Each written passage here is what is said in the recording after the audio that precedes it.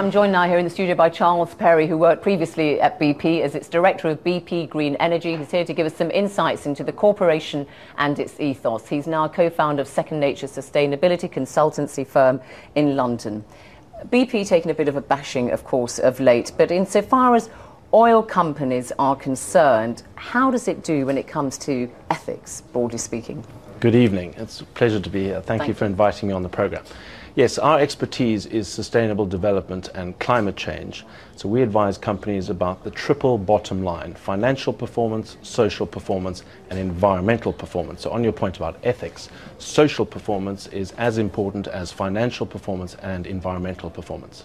And how does BP do on that? I mean, it tried very hard, doesn't it? I mean, it's got this green and yellow daisy as its logo to show people that it's concerned about the environment, that kind of thing. And it was quite a pioneer in the field of corporate social responsibility. That's right. That is the Helios you referred to, the brand that was launched in the year 2000, which is the Greek symbol for a sun.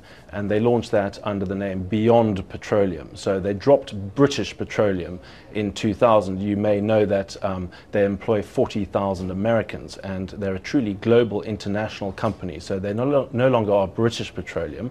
And yes, they set about a journey towards beyond petroleum, so investing in renewables. I was director of BP Green Energy. We made the business case to get an $8 billion investment into what became BP Alternative Energy. But they also looked at their kind of social responsibility, companies acting in an enlightened fashion for the social good as well. I mean, has that all disappeared in the last few years?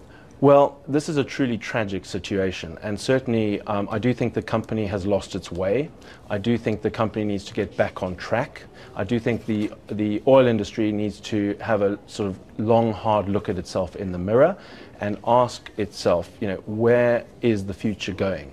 So I would say a commitment to getting back on track towards beyond petroleum is the key thing. Okay, well, we know now that BP has launched a massive PR campaign, advertisements and that kind of thing to try to improve its image in the United States. Is that the right thing it should be doing now? I don't think it's about PR. I think it's about walking the talk. I think, this happened on Tony Hayward's watch. He has to accept full responsibility, and he and the board of BP and all of the employees need to sort this out as fast as possible. We haven't heard very much from the chairman, the Swedish guy, Stig I know, Larsson. Carl Svanberg, yes. He very much needs to get in the frame. The whole board needs to get in the frame. They chose the chief executive. The whole leadership team needs to very much work day and night. Because of the severity of this tragedy, the loss of lives, the loss of livelihoods, day and night to solve the problem. Cometh the hour, cometh the man.